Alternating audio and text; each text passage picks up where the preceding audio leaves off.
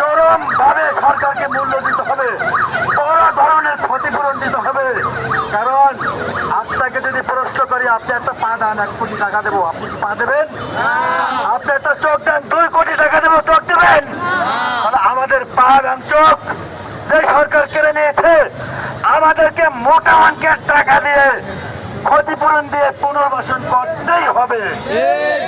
তারপরে আমাদের যার যে যোগ্যতা রয়েছে সেই যোগ্যতা অনুযায়ী কাজের ব্যবস্থা করতে হবে। যে ভাই কাজ করার মতো শারীরিক ফিটনেস যার নাই, তাকে আজীবন তার সংসারের দায়িত্ব সরকারকে নিতে হবে। আমার কাছে এক ভাই আছে, স্কুলের ভ্যান চালাতেন, সেই ভ্যানে স্কুলের ছাত্র ছিল না, সেই ভ্যানওয়ালাকে গুলি করেছে। আমার প্রশ্ন, সেই ভ্যানওয়ালার সংসারের দায়িত্ব কে নেবে? অবশ্যই সরকার নেবে।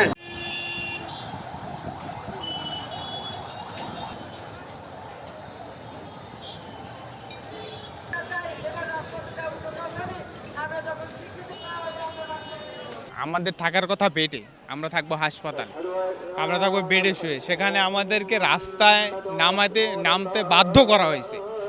আমি কিন্তু এখন পর্যন্ত দাঁড়ায় থাকতে পারতেছি না। যেখানে আমি বেডে শুয়ে ব্যথায় কাতরাই, সেখানে আমি রাজপথে আইসা আমি রাস্তায় বসে আছি, অবশ্যই আমাকে এখানে বাধ্য করা হয়েছে। আমরা তো রাষ্ট্রের পক্ষে আন্দোলন করেছি, রাইট? আপনারা সবাই দেখেছেন, আমরা সবাই সাক্ষী আছেন যে আমরা রাষ্ট্রের পক্ষে আন্দোলন করেছি। রাষ্ট্রের পক্ষে আন্দোলন করে রাষ্ট্রের বুকে আমরা আমাদের তাজা রক্ত ঢেলে দিয়েছি। কিন্তু আমরা রাষ্ট্রের কাছে কি চেয়েছি? এটার স্বীকৃতি। আমরা যে রাষ্ট্রের পক্ষে রক্ত ঢেলে দিয়েছি, এটা স্বীকৃতি। সেটা দিতে তাদের এত গড়িমসি কেন? আমরা তো তাদের পদ চাইনি, কোনো পজিশন চাইনি, আমরা তো লাখ লাখ কোটি কোটি টাকাও দাবি করিনি। আমরা চেয়েছি আমাদের অধিকার হিসাবে আমাদের যে রক্ত যে দিয়েছি, রক্তের বৈধতা চেয়েছি।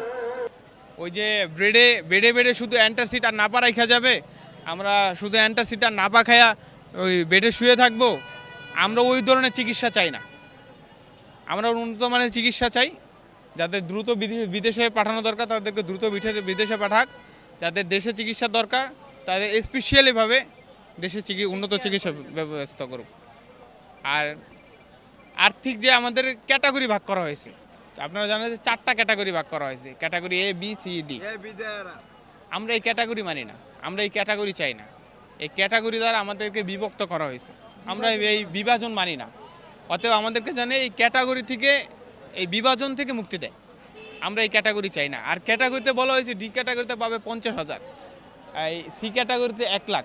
আচ্ছা, আপনারা কি কেউ কি 1 লাখ টাকার বিনিময়ে 50,000 টাকার বিনিময়ে আপনাদের চোখ বা আপনাদের পা দিবেন? জীবন দিয়ে দিবেন? আপনাদের পা বা দিবেন?